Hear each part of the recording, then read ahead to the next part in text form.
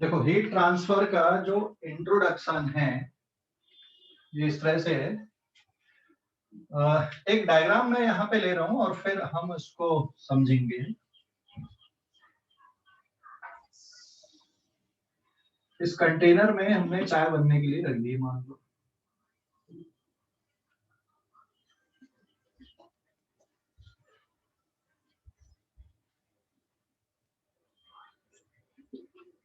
और यहाँ पे आपने आग जला दिया।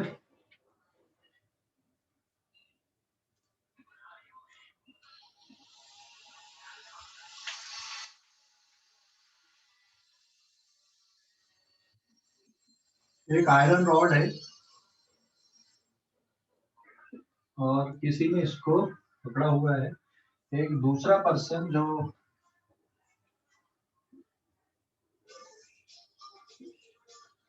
आग ताप रहा है, ठीक है। So there are 3 ways. इसको भी गर्मी फील होगी, इस पर्सन को भी यहाँ पे।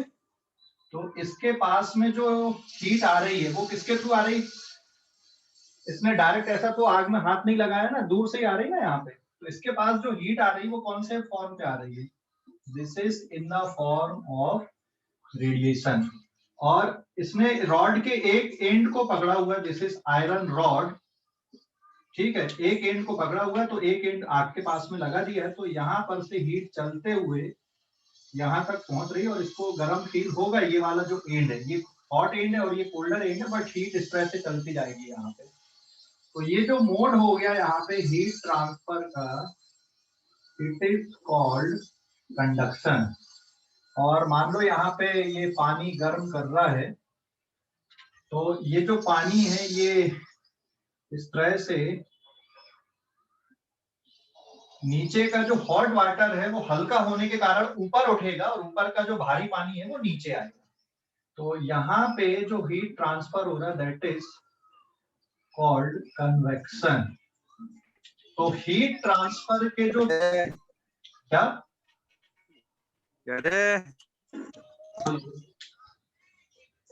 हीट ट्रांसफर के यहाँ पे 3 मोड्स हैं, ठीक है। कौन कौन से 3 मोड्स हो गए यहाँ पे हीट ट्रांसफर के, देख सकते हो आप। एक हो गया कन्वेक्शन मोड, एक हो गया कंडक्शन मोड, और एक हो गया रेडिएशन मोड।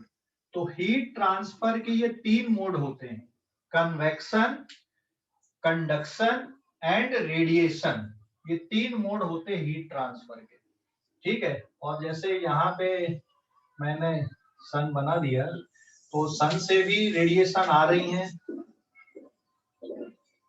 ठीक है। दीज आर सोलर रेडिएशन,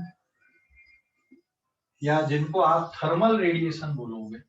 तो हीट ट्रांसफर के 3 मोड होते हैं, एक होता है रेडिएशन, एक हो गया आपका कन्वेक्शन और एक हो गया आपका कंडक्शन, ठीक है। So there are 3 mode of heat transfer. तो अभी देखो कन्वेंशन बताएंगे। कन्वेक्शन में बेटा जब हम पानी गर्म करते हैं ना, या जो हवा गर्म होती है, जैसे यहाँ पर का जो पानी वो ज्यादा गर्म रहेगा, ऊपर का थोड़ा ठंडा रहेगा। क्या होगा, यहाँ पर का जो गर्म पानी वो हल्का हो जाता है और हल्का होकर ऊपर उठेगा, और ऊपर का जो भारी पानी है वो नीचे आएगा। समझ गए? तो यहाँ पे जो मीडियम है वो ट्रेवल करेगा, मतलब मॉलिक्यूल्स चलेंगे एक जगह से दूसरी जगह, मॉलिक्यूल जाएंगे हीट को ट्रांसफर करने के लिए, ठीक है। यहाँ पे क्या हो रहा है, मॉलिक्यूल ट्रांसपोर्ट हो रहा है, एक जगह से दूसरी जगह पे मॉलिक्यूल्स जा रहे हैं, और हीट इस तरह से ट्रांसपोर्ट हो रही, एक जगह से दूसरी जगह जा रही है। यहाँ पे मॉलिक्यूल ट्रांसपोर्ट नहीं हो रहा है कंडक्शन में। कंडक्शन में मॉलिक्यूल एक जगह से दूसरी जगह नहीं जा रहे, अपनी जगह पर ही। लेकिन जब ये यहाँ पे हीट लेगा तो इनका वाइब्रेशन बढ़ेगा, और ये अपनी जो एनर्जी है वो पास ऑन करेंगे एक से दूसरे और दूसरे से तीसरे पे। यहाँ पे मॉलिक्यूल खुद चल के जाएंगे। जबकि जो रेडिएशन मोड है इसमें किसी मीडियम की जरूरत नहीं है, ठीक है। कोई मीडियम की जरूरत नहीं है रेडिएशन मोड में। और रेडिएशन मोड सबसे फास्टेस्ट मोड होता है हीट ट्रांसफर का, क्योंकि ये लाइट की स्पीड से चलता है। Radiation mode is fastest mode of heat transfer since it travel with the speed of light, ठीक है। कंडक्शन और कन्वेक्शन के लिए आपको मीडियम की जरूरत होती है। तो यहाँ पे आप चाहो तो नोट पे लिख दो, conduction and convection require medium, ठीक है, require medium. Radiation does not require medium, radiation does not require medium. In vacuum it travel with speed of light. In vacuum it travel with speed of light. Speed of light, ये light की speed से चलते vacuum पे, ठीक है। Conduction और convection में medium की जरूरत है, लेकिन रेडिएशन के लिए मीडियम की जरूरत नहीं है। वैक्यूम में ये लाइट की स्पीड से चलता है। कन्वेक्शन में gravity play very important role. In convection mode gravity play important role, क्योंकि अगर ग्रेविटी नहीं होगी तो जो हल्के मॉलिक्यूल्स हैं वो ऊपर नहीं उठेंगे और भारी मॉलिक्यूल नीचे नहीं आएंगे।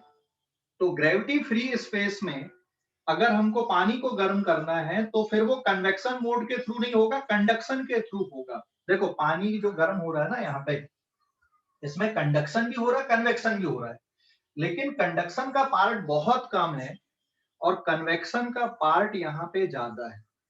तो अगर आपको ग्रेविटी फ्री स्पेस में पानी को गर्म करना है तो फिर पानी वहां पे कंडक्शन मोड में गर्म होगा, कन्वेक्शन मोड में नहीं होगा। लेकिन पानी में जो हीट ट्रांसफर होती है या फिर जो फ्लूइड में हीट ट्रांसफर होती है, उसमें जो ज्यादा परसेंटेज है, जो डोमिनेटिंग फैक्टर होता है, वो कौन सा होता है? कन्वेक्शन मोड होता है, ना कि कंडक्शन। और सॉलिड में जो हीट ट्रांसफर होती है वो मेनली कंडक्शन मोड के कारण होती है, कन्वेक्शन के कारण उतनी नहीं होती। रेडिएशन भी गर्म करती है सॉलिड को, बट सॉलिड में जो हीट ट्रांसफर होती है वो कंडक्शन मोड के थ्रू होती है, ठीक है, समझ गए या नहीं। और रेडिएशन मोड के लिए आपको किसी मीडियम की जरूरत नहीं है। रेडिएशन मोड में हीट बिना मीडियम के भी ट्रांसफर हो जाती है या ट्रांसपोर्ट हो जाती है, एक जगह से दूसरी जगह चली जाती है। समझ गए? हेलो, अरे समझ गए या नहीं? Yes sir. कन्वेक्शन भी दो टाइप के होते हैं, फिर forced convection and natural convection. Convection भी दो टाइप के, फोर्स्ड एंड नेचुरल। जैसे जो हवा चल रही होगी, अभी आप बैठे होगे खिड़की के पास में, आप बाहर से देखो हवा चलती हुई आ रही है ना, या जो सी ब्रीजेस होती हैं या जो ट्रेड विंड्स होती हैं, पढ़ा होगा ना ट्रेड विंड, सी ब्रीजेस, ये सब नेचुरल कन्वेक्शन के एग्जांपल हैं। आप घरों में वेंटिलेटर देते हो, खिड़की लगाते हो, किस लिए? कन्वेक्शन के लिए, नेचुरल कन्वेक्शन के लिए। आप घर कमरे पे बैठे हो, पंखा चालू कर दो, तो ये कौन सा कन्वेक्शन हो गया? फोर्स्ड कन्वेक्शन हो गया। हमारे शरीर में हमारी बॉडी का जो हीट है उसको ब्लड रेगुलेट करता है और हार्ट उसको कंटिन्यूअसली पंप करता है। तो हमारी बॉडी में जो हीट रेगुलेशन है ना, या टेम्परेचर रेगुलेशन है, वो कौन मेंटेन कर रहा है? ब्लड कर रहा है। और ब्लड को कंटिन्यूअसली कौन पंप कर रहा है? हार्ट पंप कर रहा है। तो ये फोर्स्ड कन्वेक्शन मेथड हो गया, ठीक है, फोर्स्ड कन्वेक्शन मेथड हो गया। समझ गए? जैसे मान लो आप खाना बना रहे हैं ना, तो उसमें चम्मच चलाते देखा है कि नहीं? खाना बनते हुए, हेलो, खाना बनाते हुए देखा है कि नहीं? चम्मच चलाना पड़ता है उसमें, है ना। खुले बर्तन में अगर खाना बना रहे हैं तो उसमें चम्मच चलाते, क्यों चलाते? ऐसा कि हीट बराबर ट्रांसपोर्ट हो, हर एक जगह पे पहुंचे। तो वो चम्मच चलाने का मतलब हो गया फोर्स्ड कन्वेक्शन। और खुद ब खुद हो रहा है तो फिर वो नेचुरल है फिर, ठीक है, समझ गए। तो हीट ट्रांसफर के तीन मोड होते हैं, conduction, convection and radiation. Conduction and convection में मटेरियल मीडियम की जरूरत होती, लेकिन रेडिएशन के लिए कोई मीडियम की जरूरत नहीं होती है।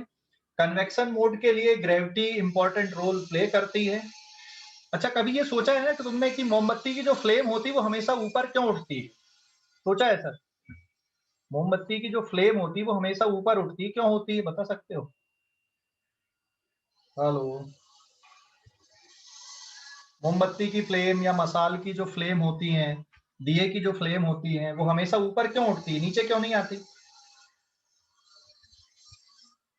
अरे भाई, कन्वेक्शन के कारण। जब वहां पे फायर जलता है ना, या मोम की जो फ्लेम के आसपास की एयर क्या होती? गर्म होती है, और गर्म होके सीधे ऊपर उठती है, समझ गए, और उसकी जगह पे ठंडी हवा लेती है आके।